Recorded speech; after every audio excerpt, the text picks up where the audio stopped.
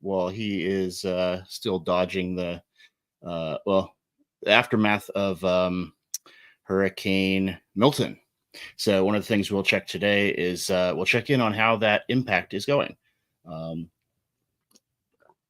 is the impact insurers, construction, things like that. There was a great discussion on Bloomberg Radio last night I was listening to. We are also going to take a look at trading with volume. So we're going to look at a couple indicators, and we're going to look at a couple just ways you can use those techniques to make sure you are not jumping the gun, so to speak, with your trades. So without further ado, we can go ahead and get into it. I would play the intro video, but I'm not actually sure how to do that in StreamYard, so bear with me. So let's see. There we go. Make sure my streaming is good. So let's start with a look at the broader markets here. Give me 1 second.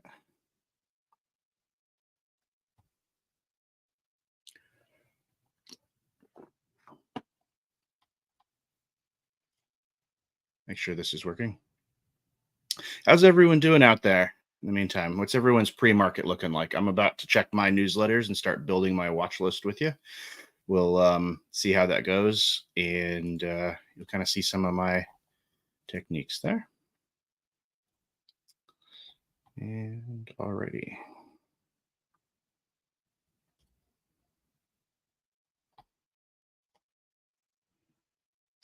Perfect. Alrighty. So let's take a look here. This is what I typically look at in my mornings. We've got on the left here, we've got the NASDAQ futures.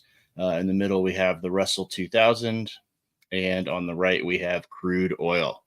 So this here corresponds roughly to QQQ, IWM, and I would say USO. The difference being that we can see the action overnight in the European session. So that's what I typically like to look at.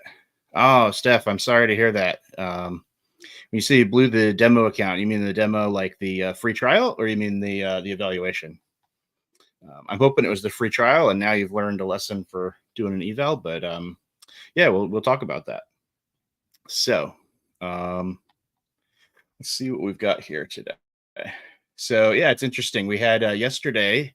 We also had the yesterday we had. I think it was yesterday we had CPI. Man, this week is blurring together. We had CPI, and go ahead and remind me what day that was, folks. Let's go ahead and pop over here. Actually, just look at this and confirm my memory. Why this is a site I like, so I'll just go ahead and share that as well. This is baja.com. You can get that for free. We've got a lot of charts and different things like that. You can actually pick the different exchanges. So if you do like to watch the other markets, like European markets and so on, you can do that. Yeah. So yesterday was CPI. I want to double check it was on Thursday, not Wednesday. And yeah, we had a little bit of a bump up in the core, and then the year over year, we're up actually. Yeah, versus the previous. So above the consensus, but below the previous for the overall.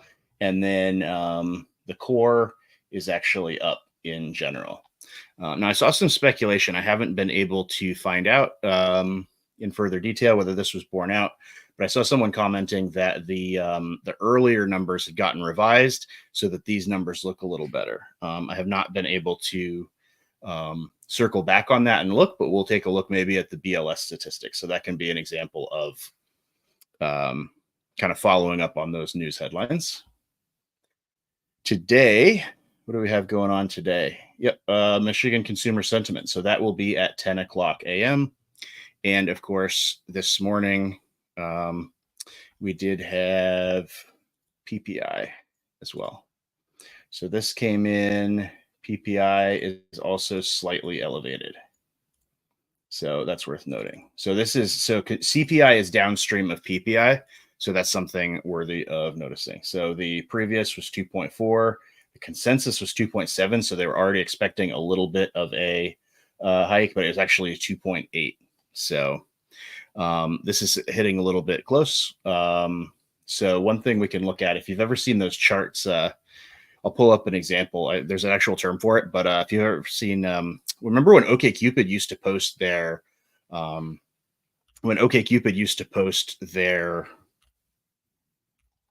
sorry, got to do this with StreamYard. When OkCupid used to post their blog, and one of the things they talked about was the statistics from the dating markets, right? And one of the things they had was that the men's heights, there would always be in the graph, there would be a little bump right at 5'11", 6'0". So it's kind of interesting when you have these numbers here show up, real close to what was being expected. Of course, in theory, the consensus would also be converging on what we're actually going to see. So debates can rage on there. So let's see what we've got here from folks. We'll take a look at a couple of the tickers you folks are mentioning. And let's see. So I'll just go in order here. Steph, I saw you mention Xena. Oh, now was that, let's see. Okay. You said that this morning. I guess that wasn't the account. You said this week, so I'm guessing that wasn't this morning. But let's see what we've got here. ZENA. Was there a catalyst on that one or just some price action? I hate when they do this. By the way, if you want to follow me on TradingView, you can. I am VSync60, VSYNC60. And I do also stream on Rumble under Crunchy Crayons if you search for that. And of course, I'm always hosting events in our Discord, our Trade the Pool Discord. If you're not signed up for that, make sure to sign up. So is this a new listing? It looks like it IPO'd. What do we got here? Technology sort of Xenatech. So this is one thing I like to do. You can go here and you can go. Interesting. This one, they don't have they don't really have their other info from what I can. Oh, here we go.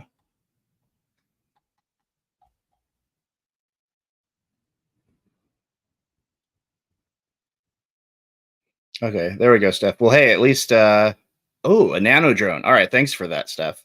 And yeah, hey, I'm sure whatever the size of the account, even if it was an ultra, that's 260K that or what the max loss on that? That's $6,000 you didn't have to lose yourself. Even the mini, right?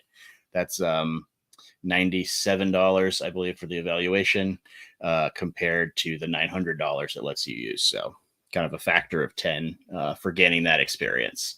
And, opinions vary. I'm of the opinion that you can never get quite the same doing pure paper trading. You need to have some skin in the game. So, there needs to be some kind of thing you want to get out of it. So yeah, nano drones, indoor use in warehouse, distribution, and plant facilities. That's real cool. And okay, enterprise software and now drones. Interesting. Okay. I would have read that as like a shelf registration where they merged with another company when they say also develops drones, I saw this with during one of the COVID stocks, a pump and dump. It was what was it? I forget the ticker, but it was basically they did face masks and tests and all these kind of medical things, and also hosted pro wrestling events. So that one was pretty crazy. And the reason they do that is just if you do a reverse merger and they've already got a stock ticker, they're already publicly traded. That's a way to shortcut some of the regulations there that you need to do a brand new IPO. And of course, that's great if you're doing a pump and dump, which we, of course, do not endorse. All right, so that's interesting. All right, let's see what else we've got.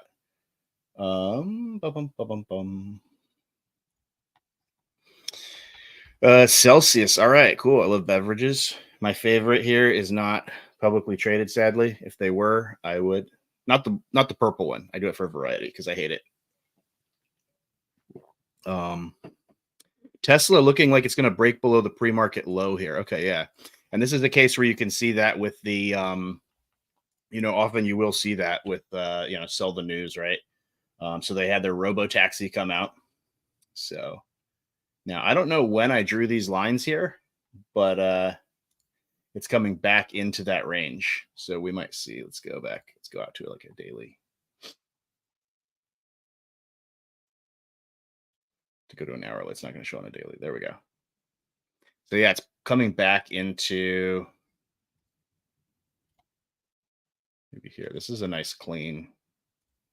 Here we go. So it is testing this bottom from before.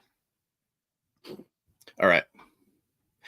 Capper moving on news. What's Capper?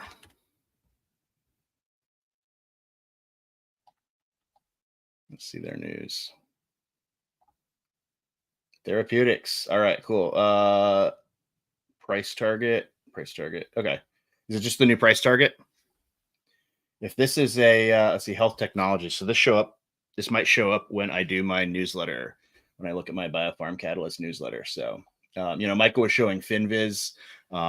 There's a lot of paid services that you can use to kind of augment the money you're spending on either your own capital or what you pay to do an evaluation, a funded trading evaluation, like at Trade the Pool. And you can just think of that as just a cost of doing business. You can think of that as I'm trying to think of an analogy, maybe a hedge or something like that. But you want to do those like when I stop taking those trades from that newsletter, I start questioning, hey, is there a reason I'm paying? Because anything for trading, those are usually not cheap, but you want to make sure that it's giving value. But often when you find the right things for your trading, the right info, then that is going to be a huge force multiplier, as it were. Okay. Positive long-term data from it's Capricorn. Is this health technology?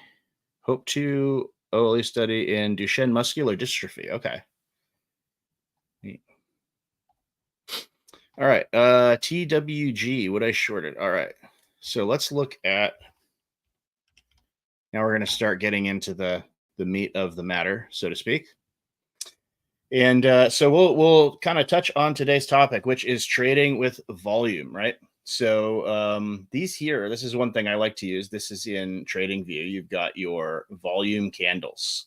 So the interesting thing with this is you can see that the width of the candle it actually corresponds with the volume of that candle. And one of the fun things about that is you can really see, I'll change this to show the, so you can see compared to all this, you can just glance at it and you can see all the volume. But what's really neat is a new candle gets formed. And if the volume suddenly picks up, you can actually see the candle growing in width as the volume comes in. So you can just instantly get a sense of it. Yeah, they did an offering pre-market, it sounds like, issued 27 million shares at, am I reading that right, Shane? At 40 cents a piece a share? Are you sure those aren't warrants, or what's the interesting? Because I would expect it to be much, much lower in that case. Let's see, TWG. Let's see if they have news. Food distributors. All right, here's their offering. 0.4 per ordinary share. Public offering. Is this the same? Let's see, TWG. It says this is Hong Kong. I wonder if this is a Hong Kong ticker. Holding company in the Cayman Islands, blah, blah, blah. So it's one of these standard fake ADRs. This is why I typically personally, I just stay away from China stocks in general. Premium class sturgeon caviar. Okay. Yeah, it describes, this is the SEC. So this has to be, Usually in the raw press release, they would say what exchange it is, but here this that's crazy. Anyone have any okay, yeah. So I guess on the lithium, that's weird. Receipt of NASDAQ notification letter. I don't suppose they did a reverse split as well, did they? How are they? That's crazy. So here's my number one thing. If I can't figure out what's going on, I am not going to touch it. A lot of people, a lot of times you can see this and you can say either, wow, it's just really going, it's really going, get in on this, get in on this. Or you could say, this is fake, short it. I've been blown up on a lot of fake moves before, and I'm sure some of you have as well. The market can stay irrational longer than any of us can stay solvent, or longer than in the case of a funded, longer than the firm will let us try to convince them it's actually going to happen any second now. So risk desk will pull you at a certain point. Yeah. I mean, starting to see that, right? And you can see that candle here that's getting a little bit a little bit wider. Where are we at the open? We got 7 minutes till the open. Huge bottoming tail on the 1 minute. It's when they did the offering. Okay. And that only pushed it down to 270. So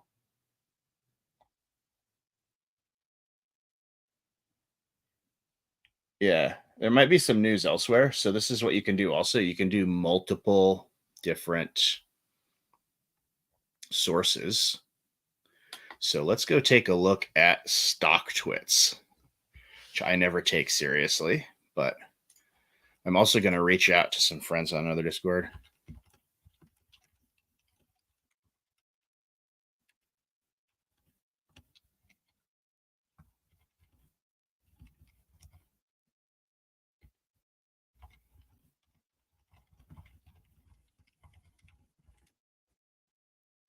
And we go in and ask our own Discord. I'll just put out the word here. Let's say,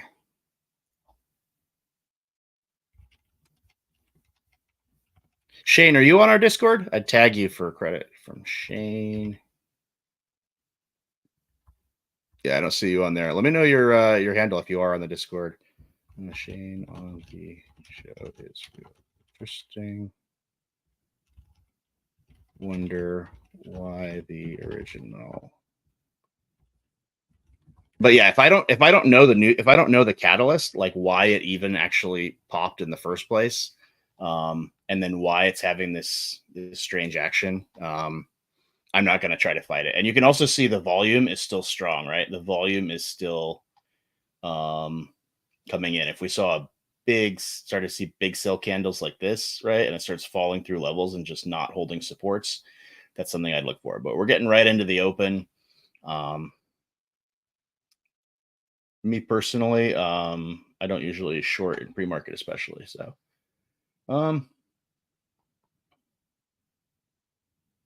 interesting. All right. Let's see here.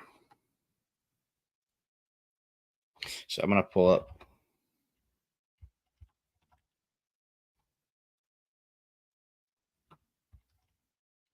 this here, and this is a little thing. Just what things you can do for productivity, right? So one thing I like to do.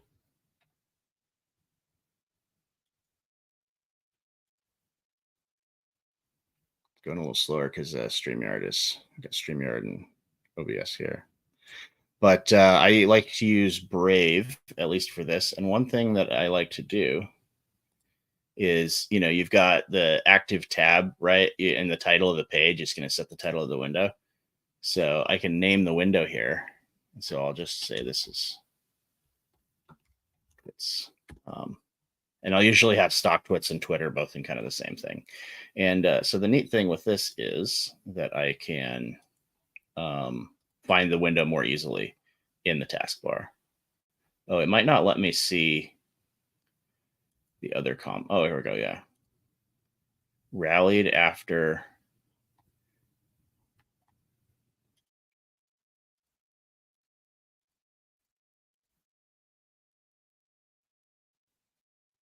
Okay.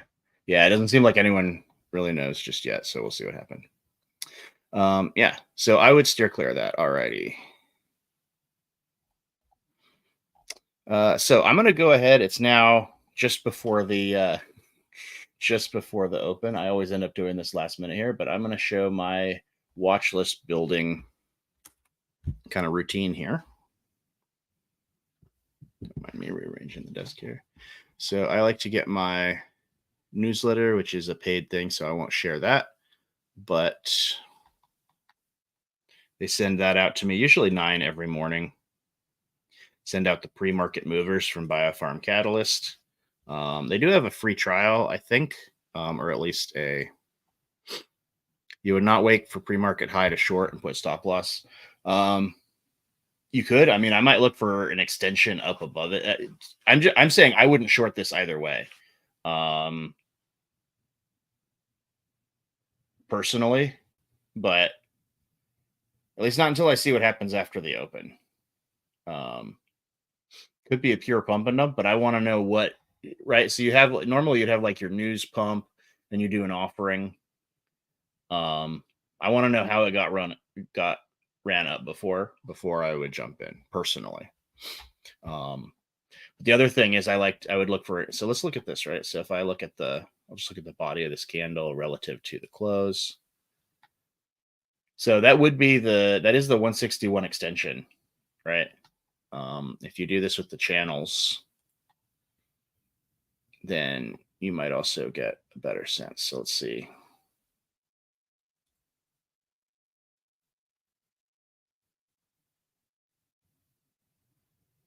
There's a couple different ways you can draw this one. And that looks like it lost it, but what if I draw this down to here? So it's like right in that so-called golden pocket right here, if it were going to reclaim. So yeah, Tesla's starting to dump before the bell. Let's see here. So I'll look at my kind of overview too of what's going on. I do have a position just in my personal account with options in Woodside Energy. So it looks like that gave up yesterday's gains. A lot of that they bought Tellurian. So BHC is still going. Yeah, Tesla. Ooh, poor Tesla. Poor Elon. Semis. Yeah, look, we've got a bottom of a channel. This could be maybe a rising wedge here or a channel. Not sure. Whoa, TSM. Anyone know why TSM is up so much? That's very interesting. Look at TSM is up, and all the other semis are, and the actual chip companies themselves are down. We got ARM, NVIDIA, AMD. So AMD sold a lot yesterday off of as I remember, they weren't listing a lot of new customers at their AI discussion. So that's why they sold. That was the scuttlebutt. But I wonder why TSM is up when they're down. Interesting. Target continues to be up. That's cool. Dollar Tree, I'm looking for that to keep pushing. That's just my hunch. And I am still bullish on all. Anyway, so here's my newsletter. So I'm going to just look at this real quick. Now we have opened. So I actually just end up having to kill Mumu and restart it because it bogs down for some reason right at the open. So a little bit late, but let's see here. So I first clean out my old stuff here. This is just my little morning routine that I'm going to show you here.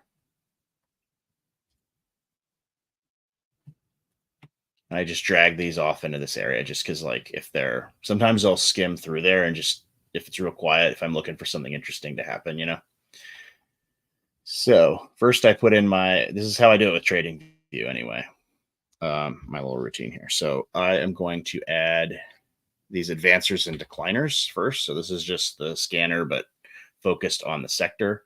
The cool thing is, since I already have it, right, this is how I can get it into this other section. If I just double click it, then it'll show up if it's there. Now this one is a new one, right? But if I double click it quickly enough, I think that usually, no, maybe not. Yeah. So I can click it, but if it's already there, I just double click it. And that's a way to quickly get it into back into this section of the watch list. And you'll see why that's important in a second, because you can't have the ticker in multiple places on the same watch list on TradingView. I'm also mentioning this because we had someone in our Discord asking about how to go about doing some things with watch lists in TradingView. So I'll just show my routine. Maybe that helps you here. Our chat got real quiet, so I'm guessing that everyone's hyped with the market open here. MBRX. Sky. And one thing you'll notice too, if you focus on a given sector, you'll often see the same, I'm sure that a lot of people that do, sector, that do, I guess, classes of stocks will see the same thing, right? Like you might see the same thing in small caps. You might see the same names, right? Large caps too. There's a few big flyers. And you'll see big moves there. You can keep coming back. You see my list where I also have my names that I look at, but if you're in a given sector, it's real nice because you can start to see the same names. Just by seeing this, I can tell whether is this something I've seen before, right? And this is fun. BNGO, Bionanogenomics. So this is a blast from the past for me. Made some good money on it in the past, but lost out on much more because I was looking to swing because I had limited trading capital. So I wish I had TradingView. Trade the pool then. And that could have been, wonderful for me. So I put in the advancers. Now I'm on to the decliners. Excuse me. And we have clear mind.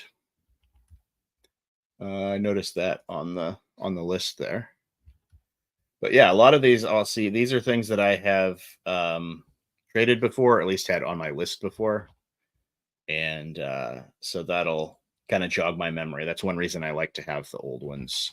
Also, just because I'm lazy. So it's easier to do that. So I would normally do this. This comes out at about 9. So that's one thing I like to do.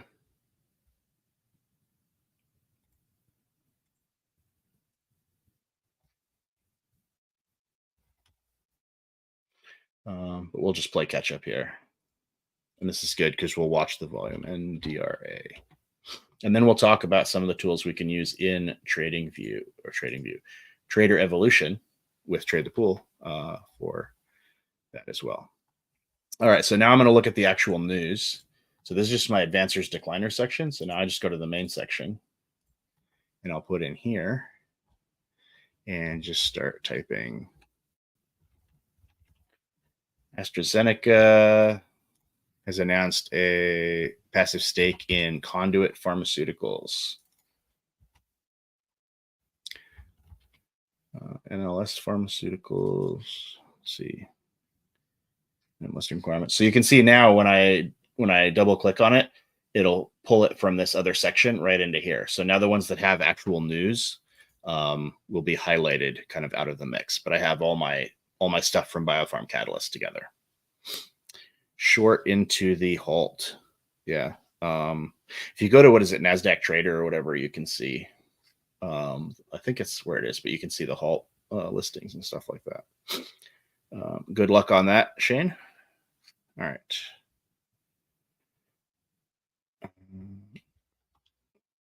So now we've got some study results, so that's great.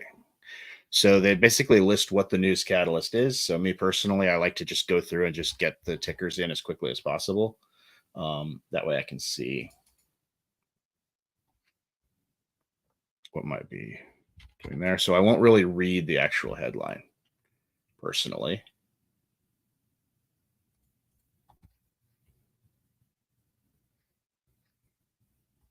At first.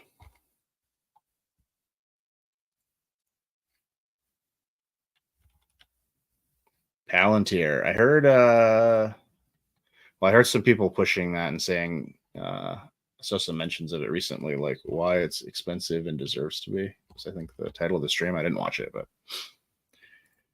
all right. So now I see the stuff with actual news and I can see the volume and everything else. So now I could, for example, sort by the volume or whatever I want to do. So now what I might do is I might take. Can I unsort it by that? I guess it's just going to go by whatever I did, but now I can look at the news. So I like to use these little these color codes, right? So Alicos Inc. that had positive trial results apparently. So I like to put if there's like medical news, I'll put it with a blue. Tourmaline is going to present at the conference. Highlight treatment for, and then for stuff that I'm not sure, I use these colors on the right for stuff that I'm not sure how it's going to be taken, or I'm not sure the impact. Burning Rock Biotech announced its companion diagnostic has been approved by China's NMPA. Is that BNR? That's cool. So they've got a little 3% thing like that. It's regulatory. That's good. CDT is, yeah, so that's AstraZeneca announced a stake in them, 9.9% stake. So just under the threshold, I believe. So let's go take a look at that. That's going to probably be an interesting one. And this one here, and then so it says, according to an SEC filing on the 11th, which is today. So I'm guessing right here is when that news dropped. Let's go ahead and look in the news here and see if. Yeah, see, it's these. Sometimes this just isn't useful on TradingView. So let's talk about trading volume. Oh, and let me see if how the market is looking overall. Yeah, you can see now my my Moomoo app just is not working for me there. So I'm going to just go to the task manager. I will stop that, and I will come back once that is in a good shape.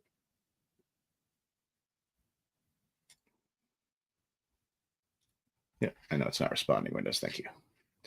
All right. So yeah, a lot of you know VWAP, but let's talk about VWAP, right? Let's talk about what is VWAP and what are you trading when you look at that, right? A lot of times you'll look at a what are called a trade line VWAP crossover, right? You look for maybe the 9 EMA to cross VWAP. That's one way you can do it. So this here is VWAP on TradingView here. This is the actual VWAP, and I think these are standard deviations. To be honest, I'm not sure what the VWAP bands are. I haven't gotten that sophisticated yet. But right now, so it just undercut VWAP and it's coming up. But you can think of VWAP, if you haven't really dug into it, you can think of VWAP as like the true price, right? It's the volume weighted average price. So that's where if you get kind of fake moves, right, where it's moving on no volume, somebody just painting the tape, you'll see movement, but you won't see an actual the VWAP will reflect closer to what it is over a given time period, right? And so you can see now volume coming in, right, just under VWAP. And this is, oh, wow, this was a little one too. This is like a 10 cent one. Let's see what the volume for the day is. Plenty. So that'll be my first trade for the day. It looks like the volume's coming in. I'm not actually sure why they're doing that, but I'm going to go long on this. I know a lot of you like to short, but I like to look for a good long opportunity as well. So I like to have both actually. I like a good long short port. All right, just got in TWG. Good luck, Steph. Is this on another eval? Is that your personal account? Did you start another one or just paper trading it? All right. Let me double check that I am streaming what I hope to be streaming here, which is there we go. Perfect. So let's look at this CDT here.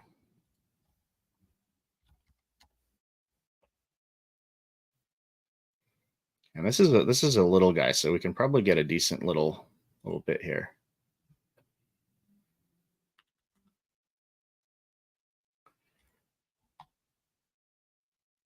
Oops. I like to do it at the bid, but yeah, it already. Yeah, see, so I did 1,300 shares, 1,350 because I like those multipliers. And yeah, you can see I'm only risking like $50 here, less if it halts and goes to zero. So I'm not going to go crazy on this, especially because I'm doing it live. So we'll see how this goes, and this will also let me add into it. This is a ultimate account that I'm on right now, 260K. So this is really a baby position for this, but I'm happy to do that. Cool. Um, let's go ahead and let's take a second and we'll talk about some of the tools we have available on um, Trader Evolution to do this. So one thing, you can have the volume that's built in, right? And I'm going to go ahead and show this view. I believe it's under the view menu. I can say show me the volume bars, and this will just kind of overlay it there. That makes it a little hard to see sometimes when it's overlapping with the price candles. So I like to actually add it as an indicator. So if you haven't added indicators, here's what you can do here. You just right click on the chart, you go to indicators, add indicator, and you can select what you want. Now what I've got here is the volume, just a straight volume thing, but now it's in its own um, little section. So I like to do that. Then I can pop it out of the way, but I can see it there. Of course, we have a lot of volume. I do not have a price target, actually, believe it or not, because I mean, I would say just the standard things probably, right? If I look now, this is a pretty small position, so I'm not gonna worry too much about it. But if I look at this, I might expect to see, maybe 16. Obviously here on Trade the Pool, remember we have that minimum. You want to get a minimum of 10 price ticks, so that's 10 cents per share difference.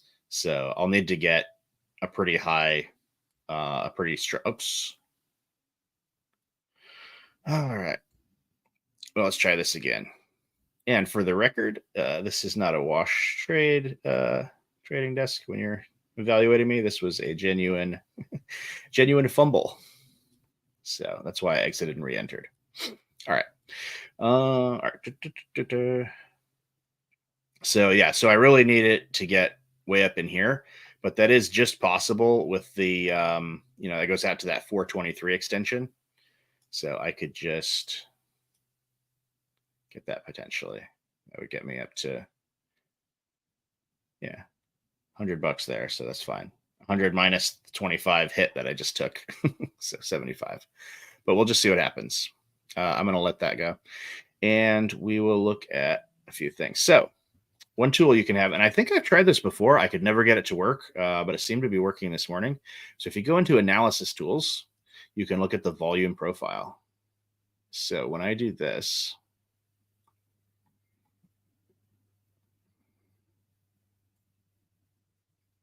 it should show me on the chart here on the right where the volume is at. All right.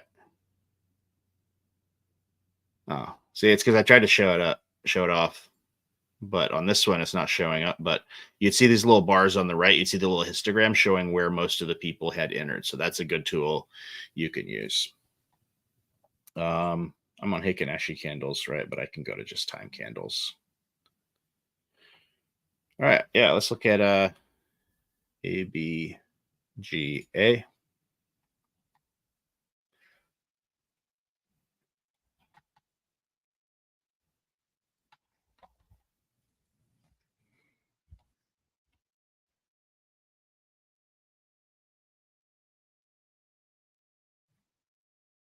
AGBA. Okay. Thank you.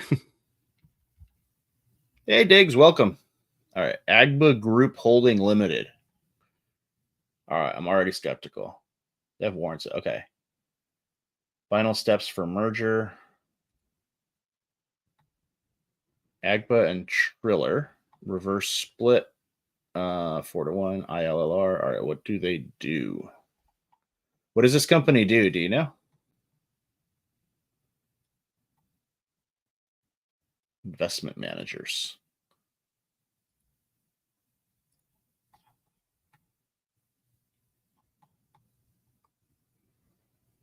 So I'm going to show another little trick. We can do this in our Discord. So if you're on our Discord, which I, of course, encourage you all to be, you can, let's see, where do I do this? Probably put this in just trade chatter since I'm going to look at like a specific thing. But let's see here. So we've got the OpenBB terminal integrated, so I can have it pull up charts. But I can also say DD Bio.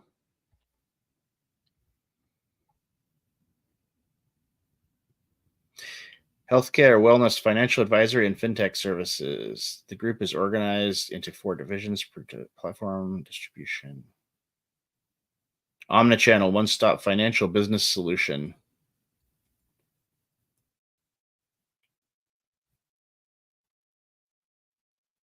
Enhances business productivity to licensed financial advisors. Seems like a lot of things. It's a big thing. I'm not sure. I'm going to look up Triller there too and find out what it is. Yeah. Okay, here we go.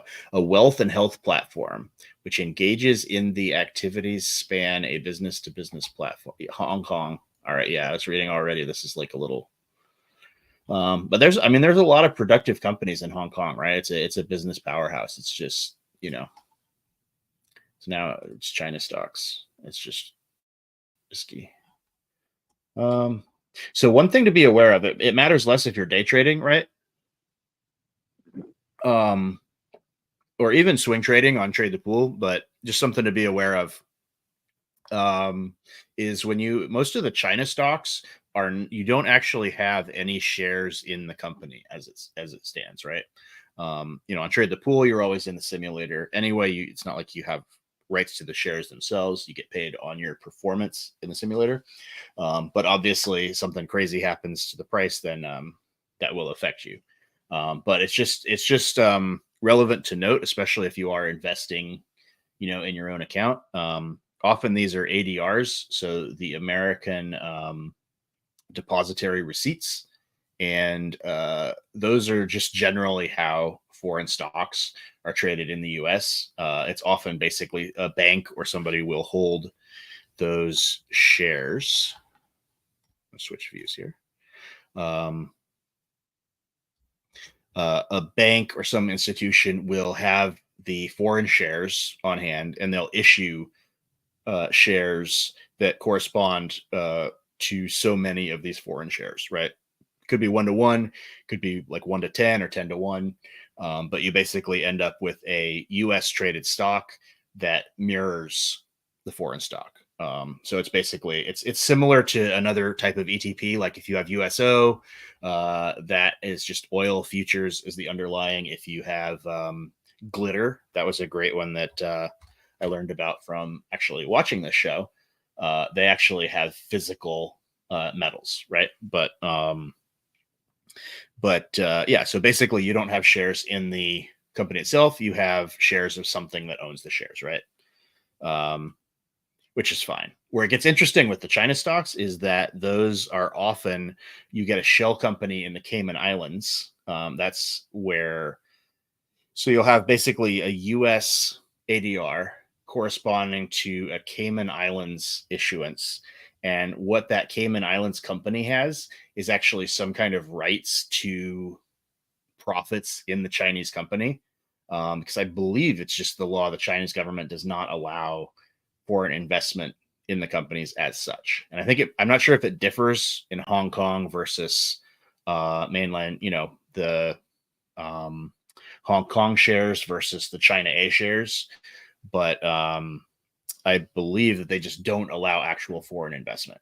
So you have ADRs of a company that then has rights to these profits ostensibly.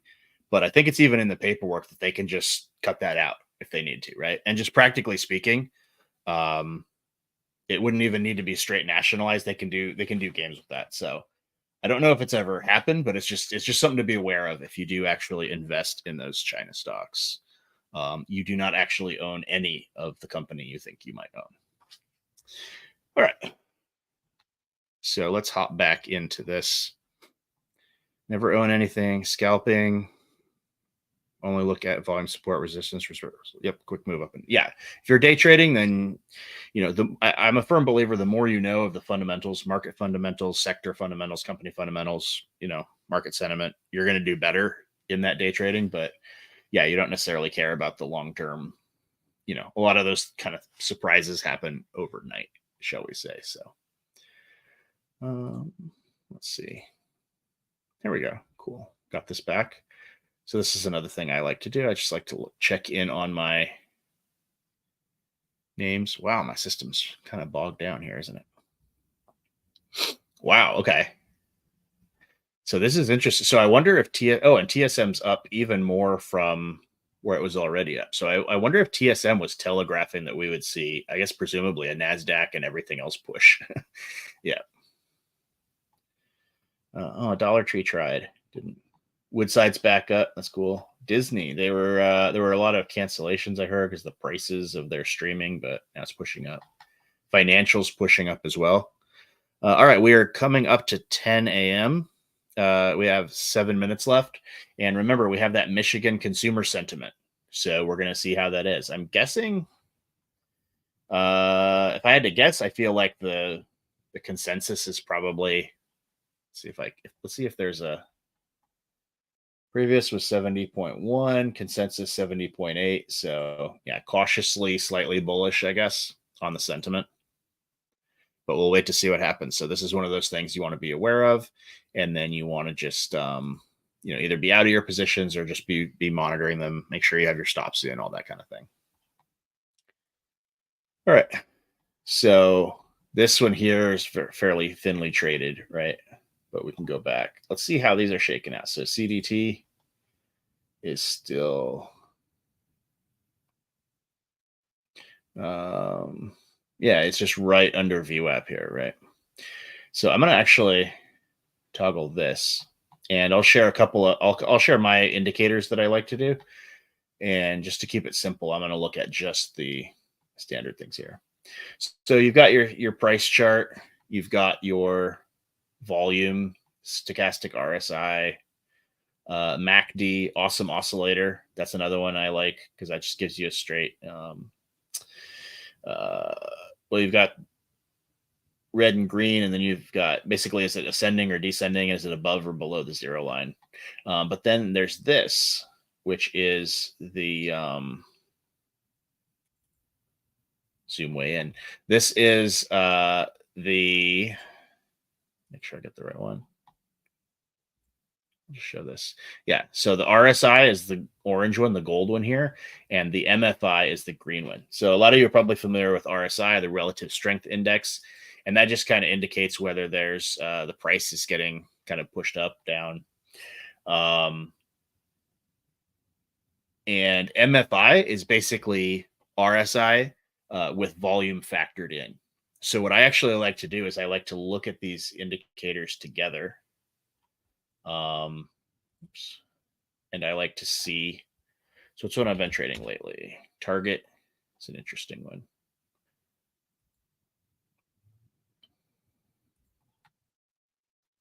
I'll actually go down to like a 15-second chart on here so we can see something from this morning's movement. And I'll cut out the extended trading hours. So now, with this morning's trading, we'll see. These are HA candles. I believe this will, there we go. So now I've got my just standard candles here. And what I look for is I look for convergence or divergence between the RSI and the MFI, giving away my little secret sauce here. I want to work on combining these and a couple other things, but that's kind of what I do there. And so the biggest thing is if you see right here, you see how the RSI, right, was getting overbought, but you also have this MFI coming down on the other side. So I'd expect those to kind of come back. So I would expect the money to start coming back in here, right? So even though the RSI shows overbought, I wouldn't necessarily short it.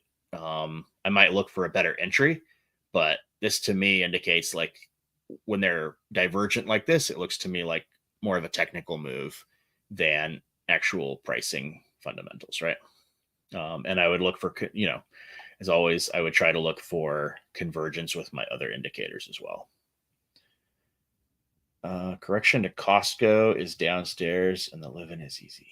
How's Costco doing today? I don't look at Costco often enough. Ooh, okay.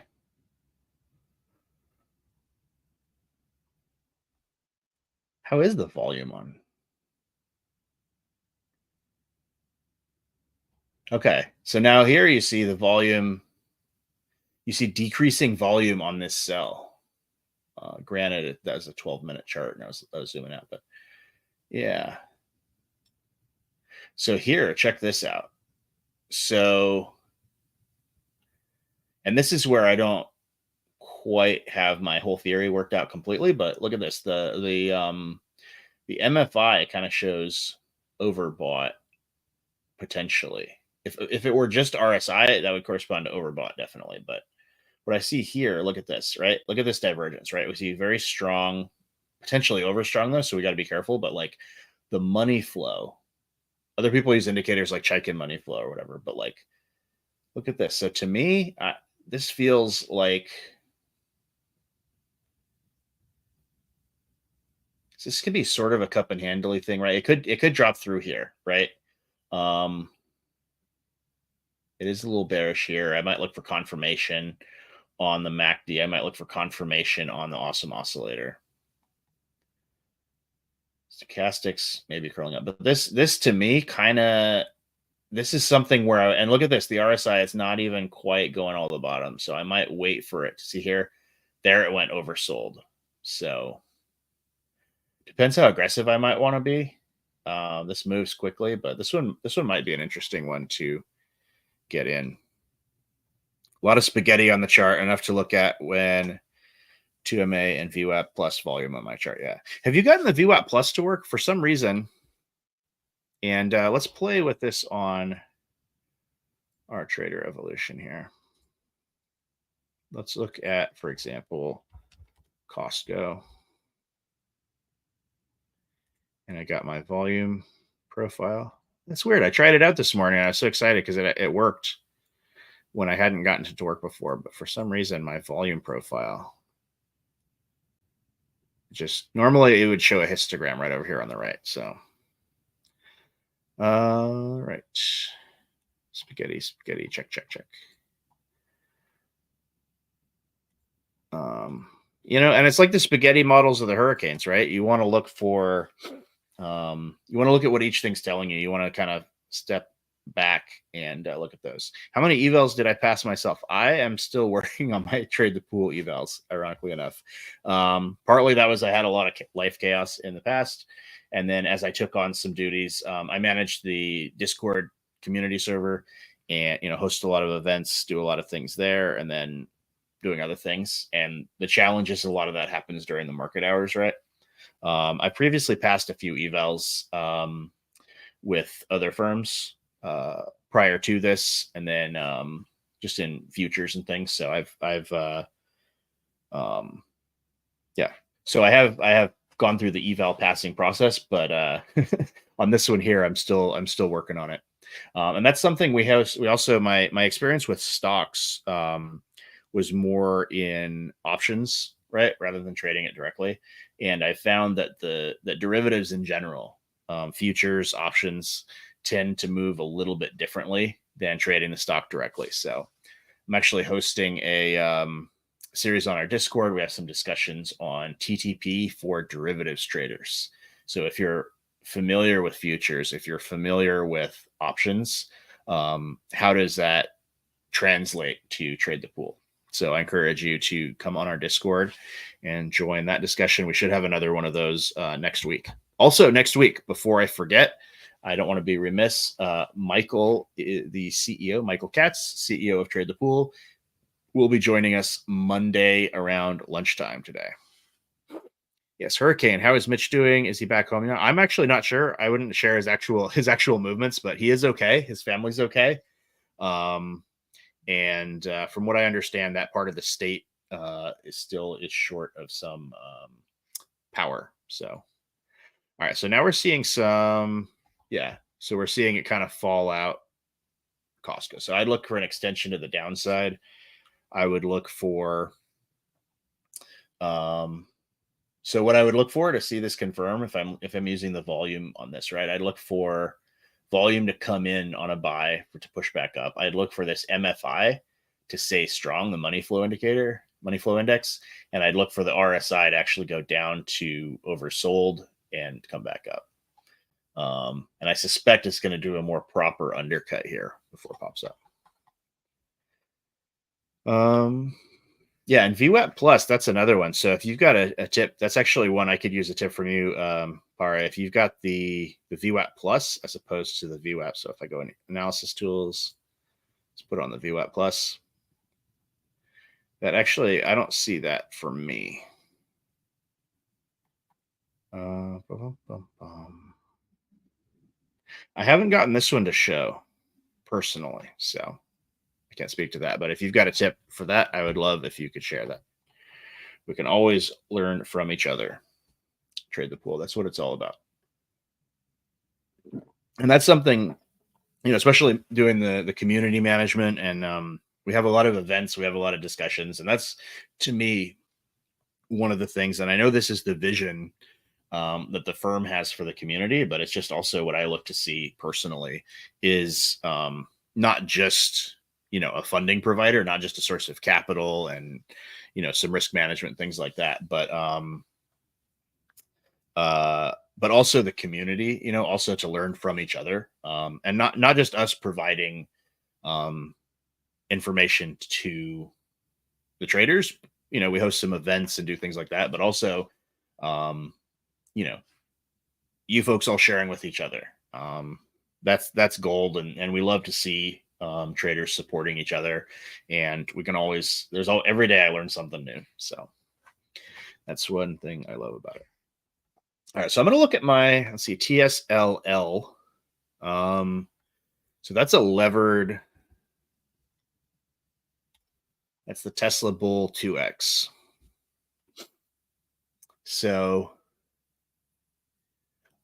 to be honest, I don't usually do these on Trade the Pool unless unless it's like after hours and I'm looking to kind of juice my capital allocation, which is sort of missing the point of the risk rules, I suppose. But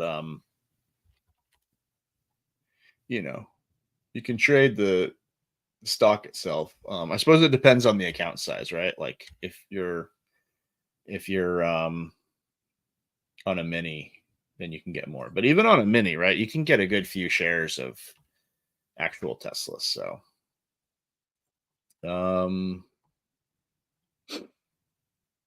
let's see, what is that? 11 down to 9. Let's change this percentage.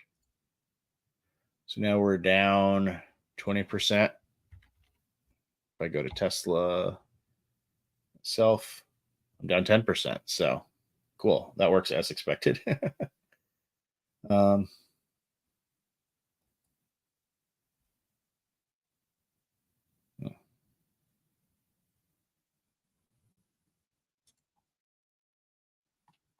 But either way on Tesla, I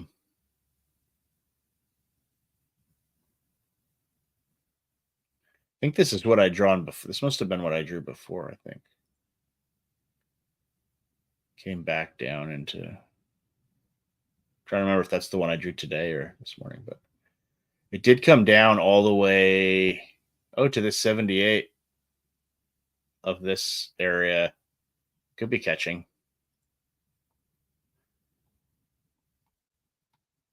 Well, let's look at the volume, right? I'll make sure that I'm showing what I think I'm showing. Yeah. Look at the volume here, right? It's just down, down, down. So until we see the volume come in, that's another thing I'd look for. And also, again, just looking at these indicators that I like, look at this. The here we see the RSI went strongly oversold, right? And it's been coming up, but it's not really the shape of move I'd want to see here. And also MFI, we see money kind of flowing out. Looks like the capital flow is not what we would expect. I mean, so this worked here, right? You saw it here as this was selling, right? You see the RSI going down, down, down, but you saw more and more and more coming in on the um, MFI, right? So you get some accumulation here, right? And then this sort of stops here. We see it start to actually climb a little bit, and it kind of fizzles. But look at this curve here. I would like for this to work out to Elon today, but like this is kind of shallowing. How would I put that? The curve is like kind of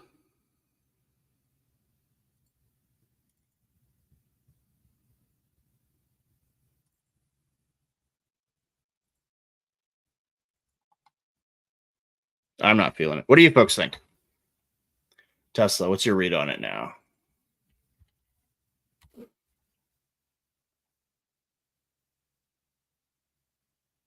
Now, if you wanted, what you could do, TSL for smaller account, yeah, you could also. Oh, all right. I'll come back to that. I was going to show you could go long short, right? You could have the you could be long in the actual Tesla stock, and then you could be short in TSLL or vice versa. And what you could do there is if you wanted to say you were going to short Tesla, right? Further, you could have short Tesla shares, but you could buy a bunch of the TSLL. And you're really it's just going to cancel out. But where that's useful is if you're looking out for a breakout and then a trend, right? Then you can put your stops in and that'll let you catch it. So that's something you could do as well. So Costco here. Now let's look at the volume. So now we get a little right here, right? We had the sell and then we have the buy coming in, almost matching the volume, not quite. Here we go. Now we start seeing the shit. Look at this double bottom on the awesome oscillator. We see the MACD kind of starting to go positive here, but it's just got to try to push back up here. But this now is where I might try potentially Costco. And this one is a surprising one. So this is even on an ultimate. I'm going to just be cautious here. I'm going to say buy bid and just refresh my memory. How much is that going to actually cost me? All right, so I can do a little more.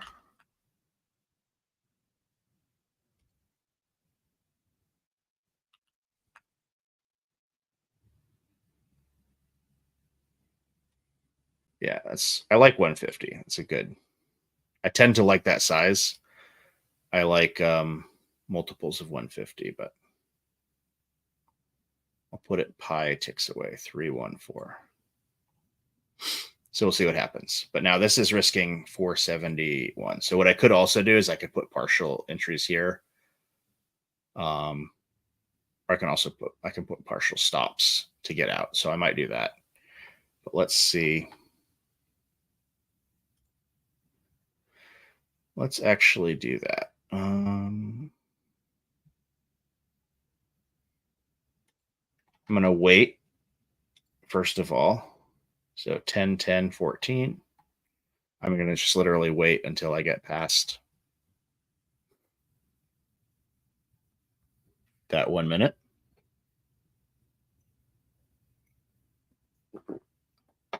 Oh, and while I wait, let's look at the consumer sentiment survey.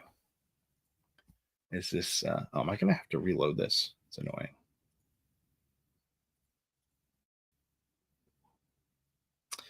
Ooh, 68.9.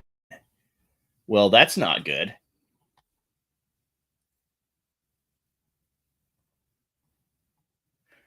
I wonder if people were expecting it to be worse. This is interesting. Look at this push on. Unless semis are just dragging the market up. What do we have in world news also? Is there anything going on? Have we heard any developments with Israel, Iran, or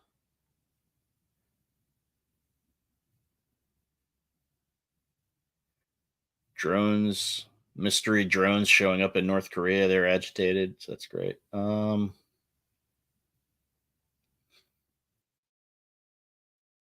Yeah, so producer prices unchanged in September compared to the previous month. But year over year, yeah, core PPI up 0.1% compared to August figure. Yeah. So one thing, just to note, this is what I heard. Now, this is what I heard on Bloomberg. I haven't like really dug into it, but what I've heard is that um, basically what we're looking at is, are the rate cuts going to continue through the end of the year, right?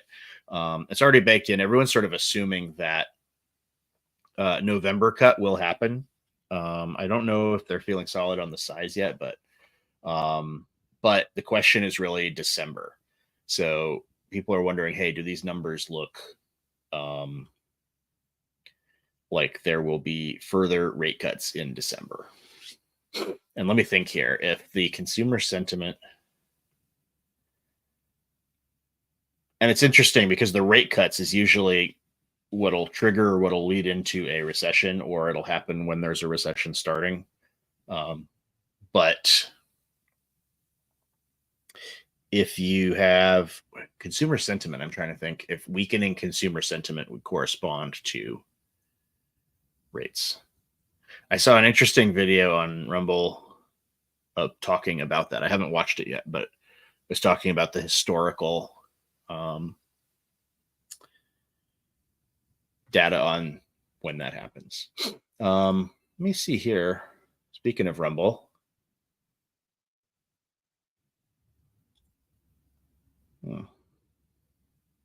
that could be good. Let me look at.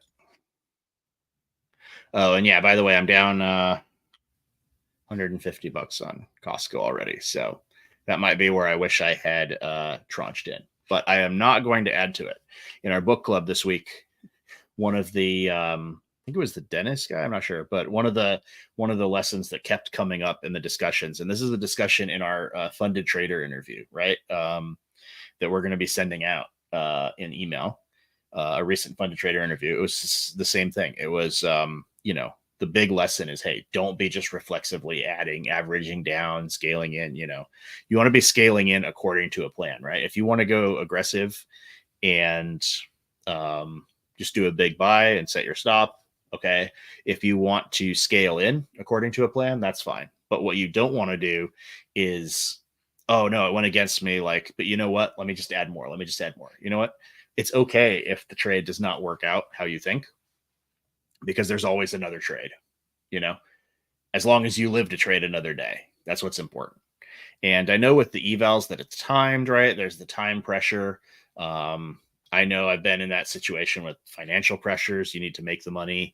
You want to feel like you're winning too, but all those things, like you're, if you, if you blow the, even if you're on a budget, right? And I encourage people to budget for at least several attempts with at least one extension each, right? So whatever you're able to put into trying to pass the eval, instead of getting just one ultimate, right? Maybe get super and plan on doing an extension to give yourself more time, to get rid of that time pressure, if nothing else. And but even with that pressure, right? If you're like, oh no, I can't afford to pay for another eval. I've only got so long, right? Well, if you blow the eval, then you'll be left with no eval and you can't extend it, right? You're always going to be better off trading better, especially when you build those trading skills, because if you stay alive, you never know, you might hit a winner the next day, but trading poorly it's a game of averages, right? And it, on average, doing dumb things ends up not making money in the long run. And that's what Trade the Pool is looking to see in the eval. And at the end of the day, all the rules, all the targets and everything else, fundamentally, they're looking for you to show that consistent profitability and that responsibility with the capital. Because they're looking for, you're in that simulator, you're looking at the market, you're putting entries and exits, you're saying, hey, this is a good position to be in. I think this is a good time to enter, right? They want to know that you're giving responsible advice, so to speak, on that, And then the wisdom of the crowds, right? Everyone in the pool contributing their positioning, their entries, their exits, their sizing, and that adds up, so it's good. So let's look over here. So now Costco, and then here with patience, right? Costco is, oops. Yeah. So now it's positive a little bit. I'm not going to get worked up either way. But we're definitely past the 1 minute. So what I can do here is I can put in a partial OCO. So 50 shares. And I'll put this here. I just like to use these little tick marks actually as my kind of guides.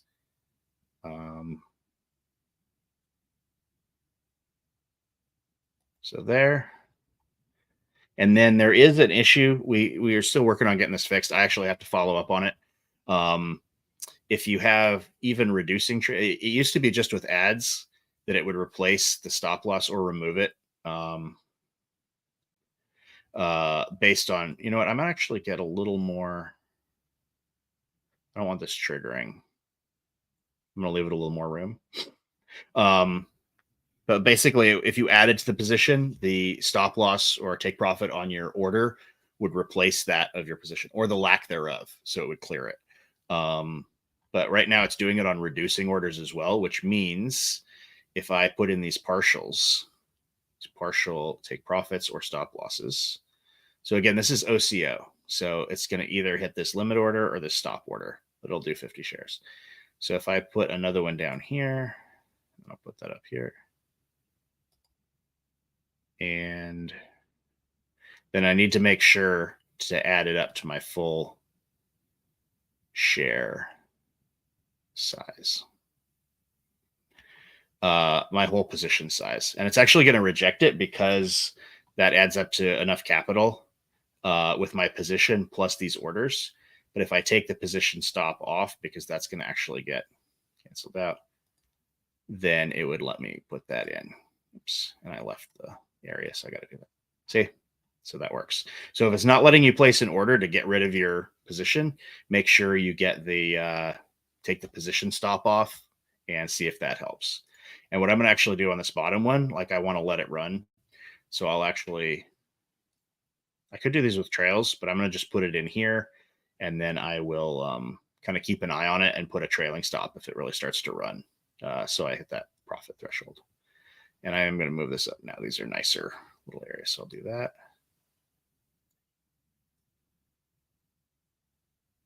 There we go.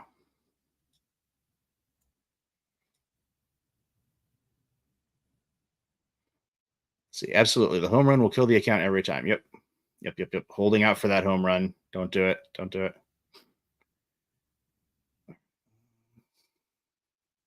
I'll go here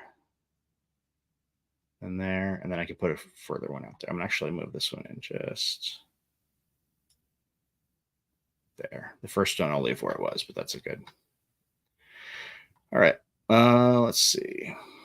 A lot of resistance here on Tesla. Yeah, let's check back in on Tesla. Let's see how it's working out.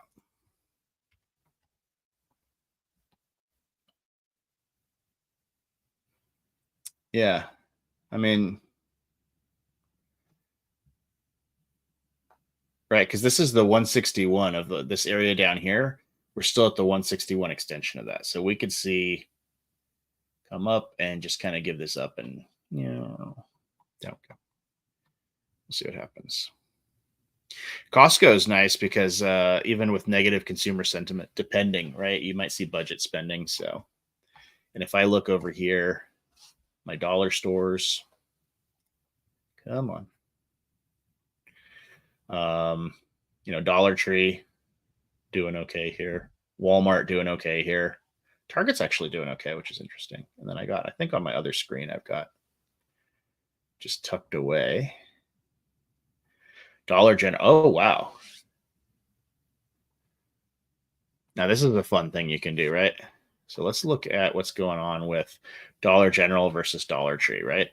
So we could either say that's fake, Dollar Tree showing the strength. We could say, hey, Dollar General is giving us the hint that we need to look for reversal to the downside.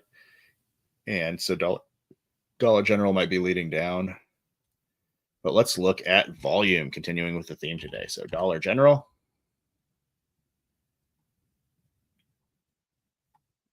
Okay, volume picking up on the sell. We might have had a stop run here, so we might have hit a whole bunch of stops here. I don't know. Sharp, but the MFI could be coming in here, so that's interesting. Could be buying here. Is there news? Nah. Meanwhile, on Dollar Tree, oh, there's a double top.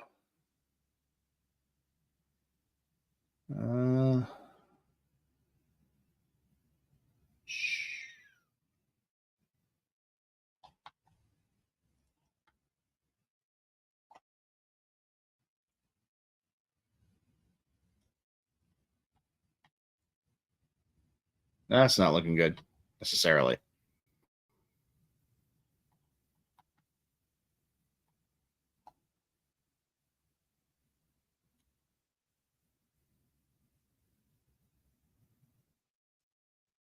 Could you show us all the 7 indicators that you have on this chart? Yeah, I went through them RS at the beginning of the stream I started looking at. So here's the price action. This is just your normal candles. I could go to make an Ashi if I wanted. Let's do that actually, and we can get a better sense of if this trend keeps going. Here's just volume. Here is the stochastic RSI. And I'm actually not 100% sure how that one works if anyone wants to chime in. But that's something we can maybe pull up and look if the market quiets down. Oh, Robinhood's still going up today. They're leading into their event next Tuesday or Wednesday, I think. They have a stream. Vlad Tenev is going to tell us about his childhood in Bulgaria and also about their new offerings, probably something related to futures trading or crypto, something like that. But I guess people are still trading the run up there, $26 now. And here we go. Got the so here's MFI and RSI. So RSI is the gold, the orange, and MFI is the green, the money flow index. This yellow, I think, is just a moving average of the RSI. This is MACD, moving average convergence divergence. So I think that's like an EMA and an SMA, right? And when the EMA crosses it's basically the one minus the other, right? So the way this works here is it's the leading one minus the trailing one, and so you can get a sense of where if it's starting to twitch in one direction, right? These are all derivatives in the classic sense, right? You're just looking to catch that inflection point. You're looking to catch that little twitch, and see this here. This looks like it's coming up and then kind of, whereas you'd look for it to have like a rounded bottom here on the shape of this, but it could change as the EMA. It could curl up, right? So, and then what's the next one? Awesome oscillator, and this one I'm not 100% sure of this one either. I have to go back and look at it, but this one just is kind of a integrated thing that kind of gives you bull or bear view on it. So similar to MACD, but a little bit different. It's a more clear indicator of where to take it next, as opposed to MACD just reflecting what it's doing. I'm not quite wording that right. Had to extend today. Tried to hit home runs to finish it and ended up massively down on the week. Oh man, sorry to hear that. But if it's worth extending, that means you've still got it. A bad day. It's just like I say this all the time. You can chart your P&L. You can do TA on your P&L. In fact, I encourage it. Like I'll look for that. If I'm going and all of a sudden my profit starts plateauing or it starts weakening, right? That can be my clue to step back, take a break. It can be my clue to reduce risk. But I encourage you all actually to look at a chart and look for those technical analysis patterns in your P&L chart. You might be surprised what you see. And all right, so I've now taken a little bit of profit in Costco. Got my first take profit, and you can see now that it cleared that first stop as well. So now, one thing I can do if I want, I could just put it on auto. Let's see how auto works out. Yeah. Did I put that other stop in or no? Did I ever get around to it? Oh, you know what? I think I didn't actually. So I was saying what I can do if I want to let it run is I could just have a single. Oh no, it hit the first two. All right, it already hit my second take profit on Costco. That's funny. And I like to group those together so you can see here. Now I can just see. So total net $145 so far. Here's my exposure, all to the long side, but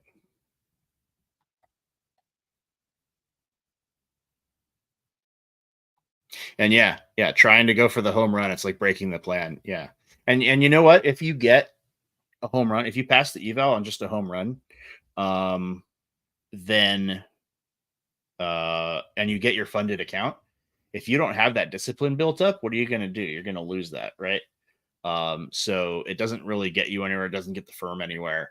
Yeah, exactly. It's like breaking a plan. So you know what? If it works out wonderfully, great, but don't start swinging for the fences then. And when we have our mindset discussions, we are going to have 1 p.m. today in the Discord. We're going to have another mindset discussion, but you know, I love for me, this is probably one of the more common couple pitfall scenarios, but one of them is that euphoria, right? And so one of my gurus, I guess, Randy Howell. I like his stuff. Rande Howell. I guess he sells some seminars, but I just only watch the free videos. But he talks a lot about how you can get caught up in that euphoria, and he talks about like the hormones, the neurotransmitters, the mental pathways of like why that happens, and you're really fighting instincts there. The prospect theory as well, right? And this is phrased sometimes as sort of a quirk of psychology or something. I think it's actually rational, right? You can model rationally why it makes sense this way, but mentally you have that S curve, right? And as you make more and more money, each dollar that you make matters less and less, right? So you keep wanting to feel that same feeling of progress, right? And so that's why it can be really good to, after you, not just when you have a big loss, but when you have a big win, take a step back, go touch grass, take a break, and come back. And then each little win will feel fresh again, you know, and then you can stick to your plan, you can stick to your size and everything else, you know. If you have a great week and you pass your eval, you know, number one, if you're waiting for your funded account to get set up, right? You're impatient. You know, I've had that so many times myself. I've seen it so many times, right? Somebody has a billing issue to get their eval set up, right? Or they're, you know, waiting to get paid so they can buy the eval, you know, waiting for their paycheck to come in, and they're going to sign up for the eval, they're going to pass it, right? They're so impatient to get it set up. And then there's a billing issue or some other kind of thing. They can't set it up. They're waiting. Come on. Let me trade. Finally get to trade. And what do? Max daily loss the first day, right? You know, if you get your funded account, right? You're waiting for the interview. You're waiting for the account to get set up, for the risk desk to review all your trades. You're like, come on, give me the account. Come on, I got to get in the market, make the money, you know? You want to feel that momentum, and you jump in, and what happens, you know? So, but similarly, if you say you have a really strong week to finish out and you pass the eval, so you have consistent strategy, consistent execution, and you just have a really great week, and then you pass the eval that you know, just rocking and rolling, and then you start your funded account and you go in, maybe take a break as well for the same reason, and just take it slow and steady, right? Maybe take a third of the size that you were taking in your eval in your funded, right? Anything to keep from getting caught up in that euphoria or letting that impatience drive you to making impulsive trades. Yep. Managing emotions when trading seems easy, but it's the hardest thing to do. I really think that it is. I think that, you know, we were having a debate about that And we're having, I think, some discussions Monday where we're going to talk about kind of from the perspective of new traders, but a Monday lunch and learn thing, sort of ongoing. But we had sort of a debate we got into, right? Is the psychology or the technical knowledge, right? More critical, right? Where do you start? What do you have to have? I think either one of them is necessary but not sufficient. But um, how do I put it? I think without the underlying technical knowledge of how the markets work and the platform works, your psychology is just you're not gonna know why you feel the way you feel or why these things happened. But beyond that, like, yeah, absolutely. Like you can know everything about how to do it, right? Like we were just talking about that, like passing evals. Like I will be coaching traders and I'll give them advice, and I don't necessarily. Yep, Max Daily. There you go, Shane. Yep, Max Daily lost on the first day of the funded account, right? So, and especially on the funded, right? Like again, I understand the life pressures, the financial pressures, but oh, I can't afford not to make money. Yeah, okay, but can you afford to lose money? Can you afford to lose the money that you put into the eval? Can you afford to lose the time that you put into passing it? Can you afford to give up that career opportunity? Really? Um, you know, One other thing, and we talk about this a little bit. Sometimes people have logistical things, schedule things.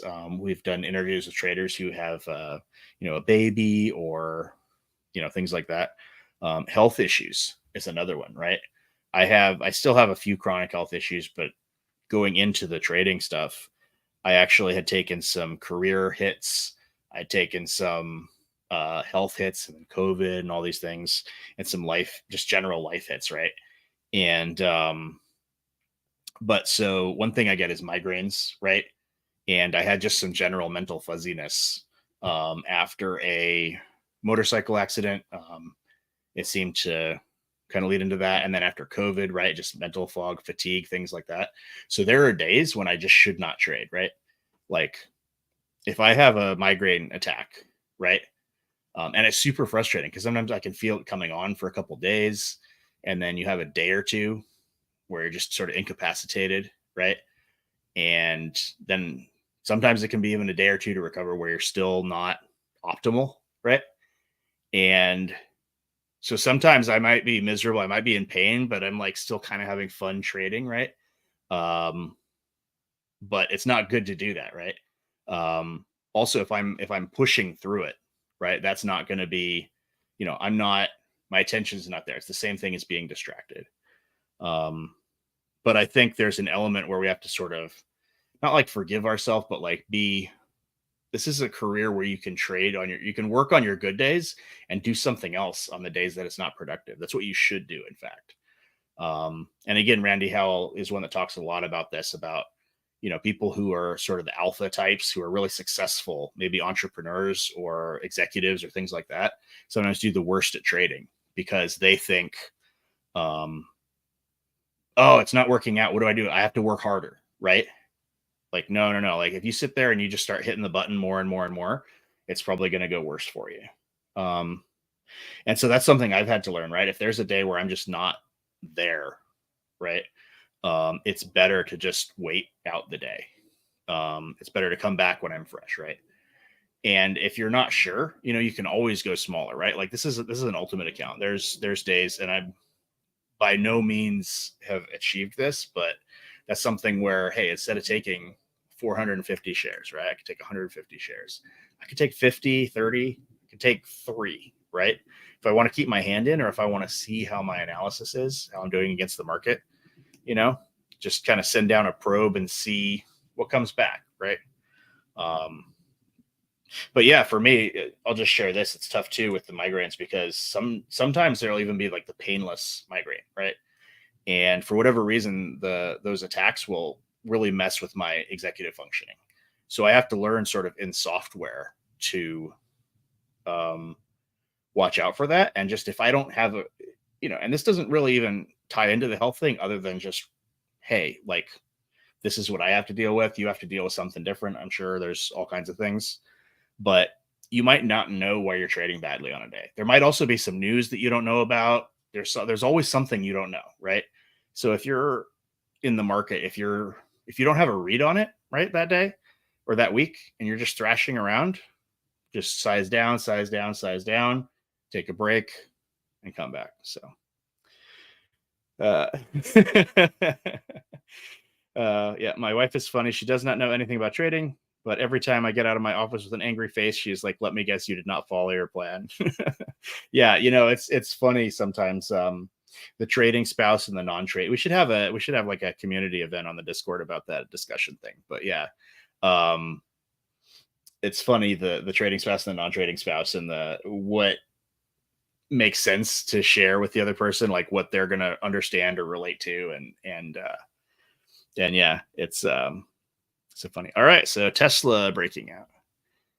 So related to market moves. All right, I really have to. Okay. Yeah, this market's weird. I mean, it's been weird, right? Like the last few years, honestly, it's just there's always something new making it weird and different. Yep. Accountability, buddy. So let's look back at Tesla here. See what's going on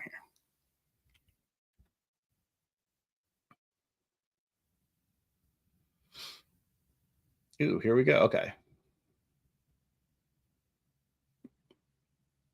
Yeah. And so this is way zoomed in, but now you might start to see the Heikin Ashi's probably messing with these indicators a little bit, but yeah.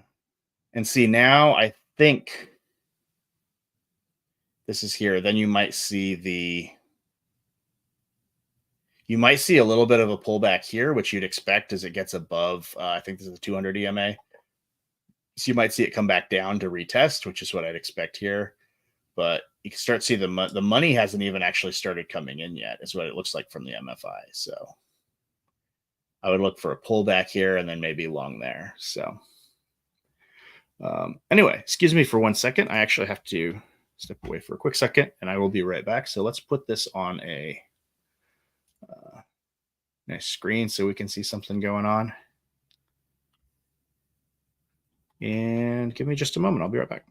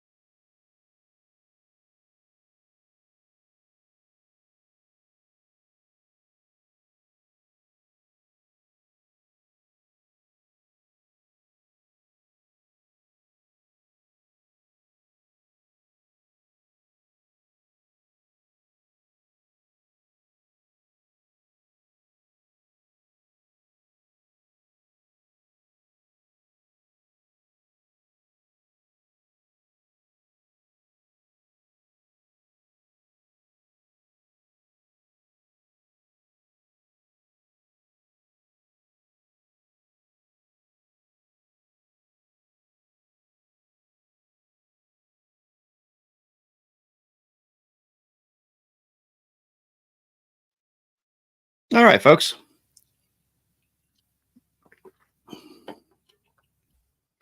Let's see here.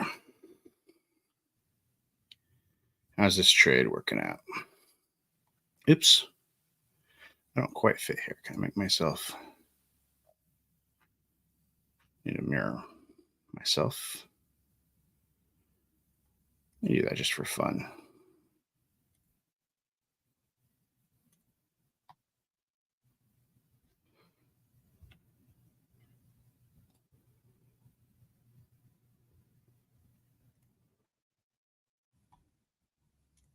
All right.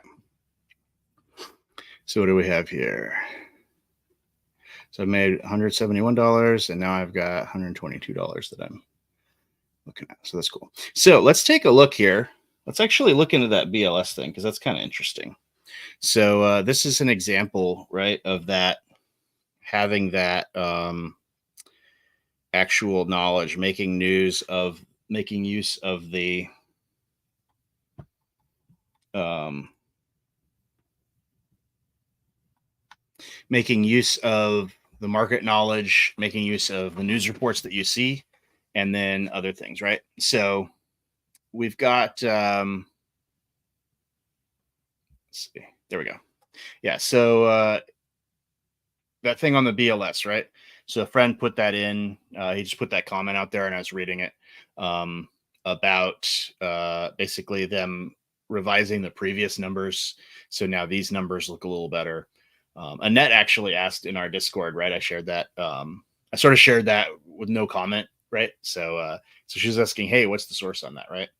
So yeah, and that's a good question. So let's say, there's kind of different levels that you might put into something. But one thing that I've learned is to not ignore a gut feeling, but not just go completely off of a hunch either. Right. And also to, if I read something or whatever, to just kind of take it in. So I don't necessarily like go whole hog, base a whole trade plan off of just something I read, but it kind of like adds to that little bit of suspicion in the back of my mind, right? It tells me like, hey, there might be something more to this, right? Um, so let's take a look and let's see if we can find out on those BLS stats. Um, Palo Alto heading to 400, but it has to make a pullback. Let's look at that real quick. Love a chart. Oops. Apparently I am. That's better.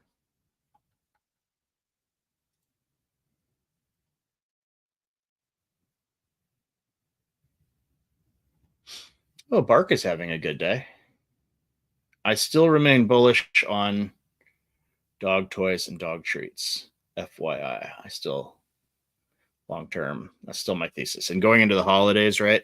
I think we still have that situation, right? And this goes into the health of the economy, right? Like I think people are going to continue, especially if they have to pull back on other things. I think they kind of treat their pets. That's my theory there. All right, and it looks like Costco is actually pulling back a tiny bit. So I don't know if I want to take that and run. I might actually just move. I might put this at just a trailing stop now. So here. So I'm going to just put a trail below the day. Basically only risking slightly less than the profits I already have. So I'll let it trail. Or you know what? I can just put it here. There. Yeah, since I only looking at price, I noticed that looking for news does not give me any edge. I don't understand them.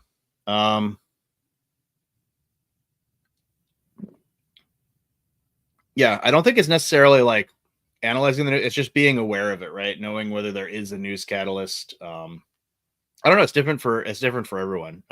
I do definitely buy that the market is giving us an insight into what I think the chart will tell us news before the headline does often. Um, but yeah. All right. So let's see what we can find out. If I were to go here, let's just do a little Searchy search.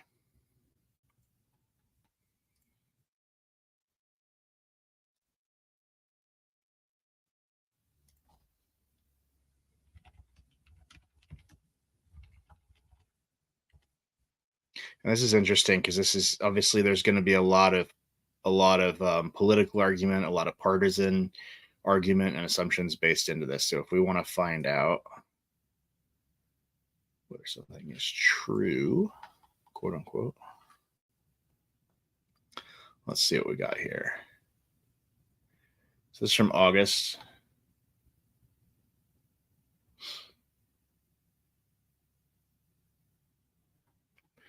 Job growth far weaker than initially reported. Yeah, everyone saw that, I assume, right? As the administration was touting the job growth, it turned out that so every year they do a revision. It is standard that they'll go back and revise the previous data, and you'll often see this also with these different surveys and different analyses, where you'll have the initial and then the final will come out a few weeks later. So if you look at some of these economic data, I'm not sure if it's this one or Forex Factory. One of these will actually show the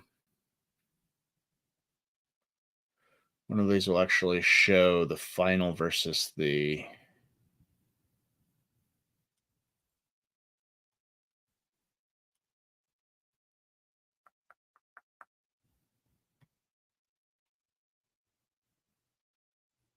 here we go. Yeah. So the consumer sentiment index, right? So the survey publishes a preliminary mid-month reading and a final print at the end of the month. So we're in the middle of the month. So this is the preliminary one, actually. And so a lot of times, if you look at the descriptions on these, then they will say, then they will actually say, hey, often the preliminary is the one that actually moves the market, or vice versa. So small caps and health, then maybe I would look at the news. So are you trading big tech there? You're in Palo Alto Networks. Do you not find the news? That's really interesting. But yeah, a lot of times those will also move with the market, right? And for example, Nvidia, the market moves with Nvidia, and Nvidia moves with the market. So that's all the apes thought it was going to be we'd replace US dollars with GameStop shares, but apparently it's Nvidia shares. Right. All right. So we just have a few more minutes, but let's see what we can find out on this, just as an example here. The job count was never that high. Robust real.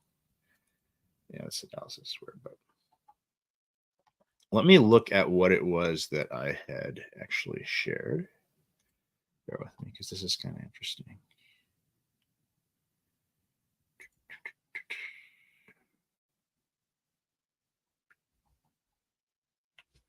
Okay, so this guy said CPI was supposed to accelerate.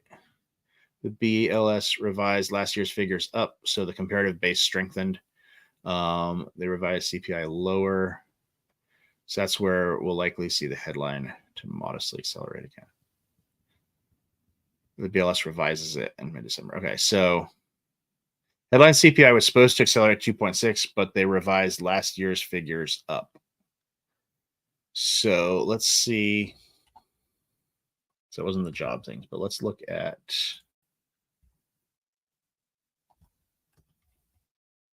Is it the BLS that does CPI, the Bureau of Labor Statistics? Do they do the CPI? That's interesting.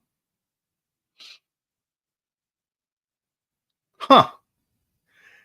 That's funny. I didn't actually know that. All right. BLS advises against the use of seasonally adjusted data in escalation agreements. Okay. So let's see. News release. Let's go in here. What they did.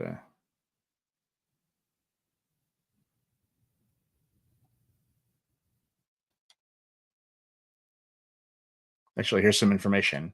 Will the CPI be revised or corrected in the future? So that's something to be aware of. A lot of times these numbers are preliminary, and you will see some interesting, revisions sometimes, especially around elections. So I'll refrain from speculation on um, which or what actors or how it interplays, but you do see a lot of revisions, and you'll see reporting on those also be less and less exacting around elections, if nothing else, because obviously whoever's reporting is going to have one take or another. They're going to have one stance or another, and so you always want to look, especially if you're just reading headlines in like um, general media.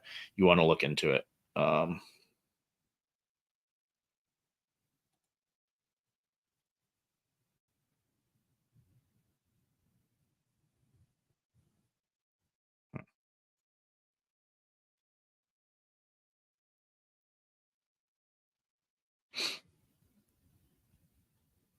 All right. So let's look at, will it be revised or corrected in the future? CPI, unlike many other series, does not rely on respondents to send data to the national office. CPI data collectors. CPI data collectors collect almost all of the data.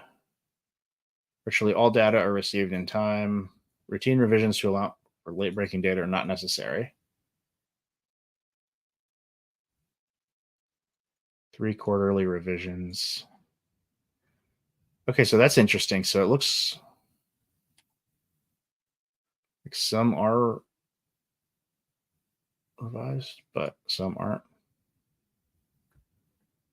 Let's see, CPI publications. And just look at general news releases. Can I see an index of them?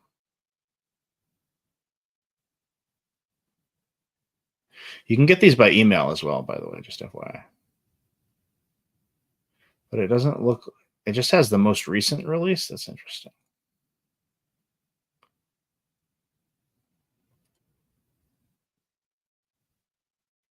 Data corrections.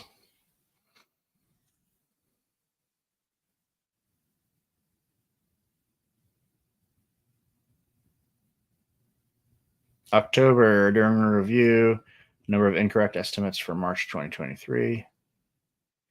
Labor force statistics in September. Estimates that measure the impact of the pandemic on the labor market were incorrectly calculated. All right, so we're looking for CPI. Here we go. Corrections to be made on 9/20.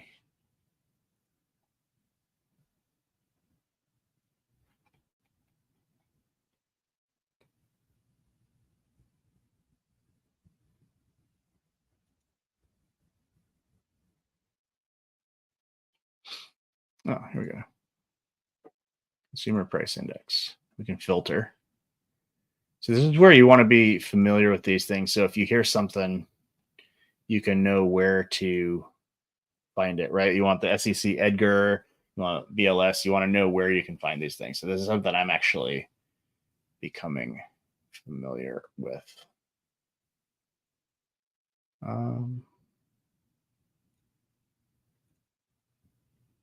June 2024.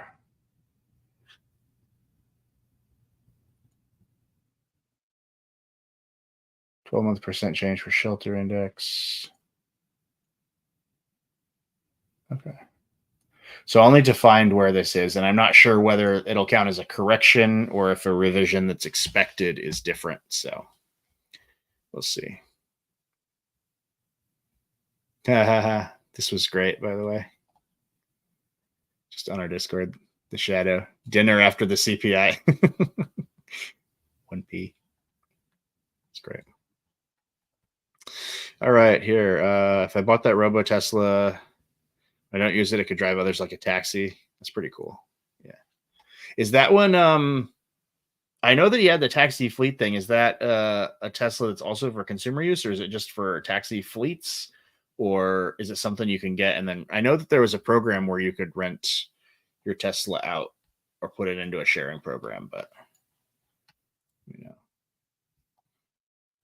TWG almost got the 7 stop loss hit again. And we are coming up to the end of time in just a moment. Oh, wow.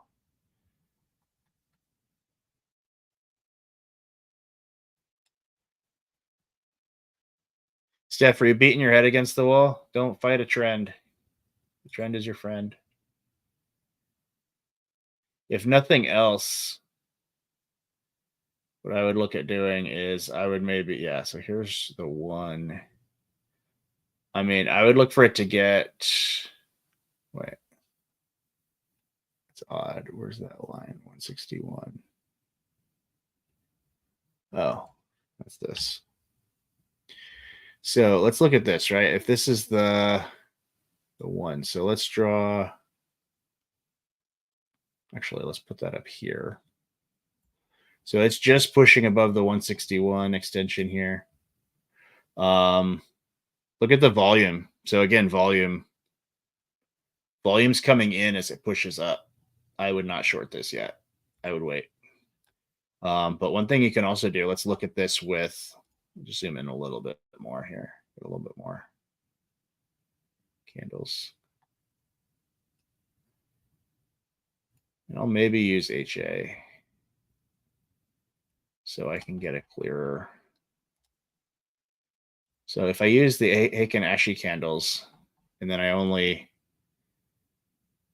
do my analysis based on the bodies, that can be real helpful too. So if I do here,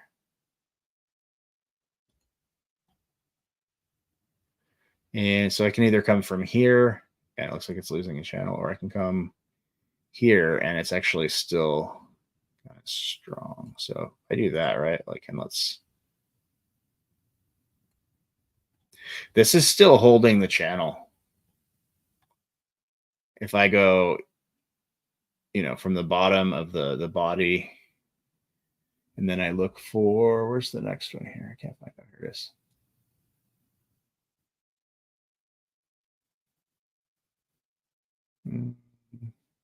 Maybe even down here. And here's the top, right? So this is still strength within the channel, actually, right? It actually came down to the channel bottom. Then it came down to like the 23. Then it came up, then it down. Now it's here at the 38 and still holding. I would actually hold out. I would expect it to get up even to like $8. I would not be surprised if it gets up to $8 a share. But I would wait actually at least till it gets up to the 78 fib here in the channel. So that'd be like right around the $6.97 mark, and then look for potentially a rejection here. But like right now, you're literally in the middle of the channel. This is just a guess right here. Here would have been a good spot. If you entered here at 666 would have been good. So yeah, the channel tools, really helpful if you make use of them. So yeah, I don't think this is going to short. I think this is going to keep going. All right. And we're about at the end of the hour. So let's take a look at how these trades ended up. I actually didn't. So I started off with the watch list review. Let's look at how some of these are doing. Here's just some of my standard ones. Okay, Hood's still up. ARM is doing nicely. I like that. All right, and here we've got, oh yeah, Celsius. Somebody called out Celsius earlier. Let's look at Celsius real quick. How did that go?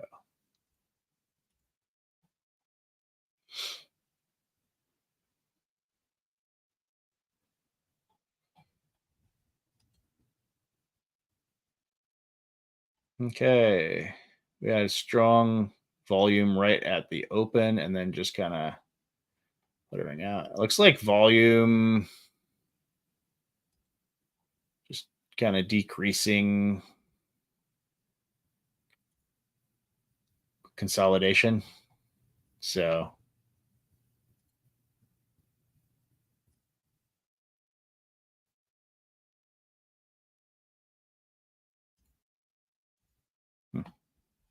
let's look at Monster.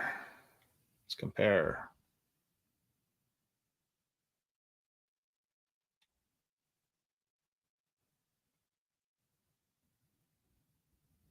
Okay. Monster is just going. Celsius is weak.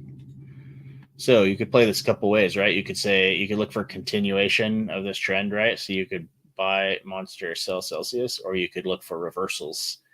You could sell Monster and buy Celsius, which is, well, maybe. London closes in 27 minutes, so keep that in mind as well. All right, Pare. Is it Pare or Par? Anyway, thanks for coming. Enjoy the rest of your day. And I'll quickly pull this up and see how these are. All right, so CDT is up 27%. I'll see how I did on that in a minute. And we can look at what else had news. So here, right, this had some positive. What was the TRML, right? So let's look at what the news was.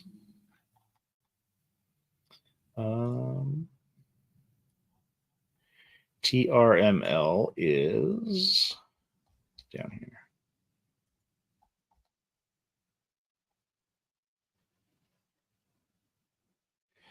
Tourmaline Bio expects to present 2 posters. All right, so that was just something might be coming up. That's not much. Alicos announced results, and this is the thing when they say, "Hey, it showed this efficacy." All right, yeah, it's not going to show. It's going to repaint when I go on that screen. But a lot of times, if you go even on just stock twits or anything, and you look at it, then you can see the discussion. Biofarm Catalyst has a Discord. I should make more use of that Discord, ironically. But a lot of times people will say like something that sounds positive. Is it actually, right? Which is similar theme to what we look for, right, on the price action. So you might see a positive news release and it turns out it's not as earth shattering as you'd think, right? So that's interesting. But like ALLK, they had seemingly positive results. It's kind of fizzling.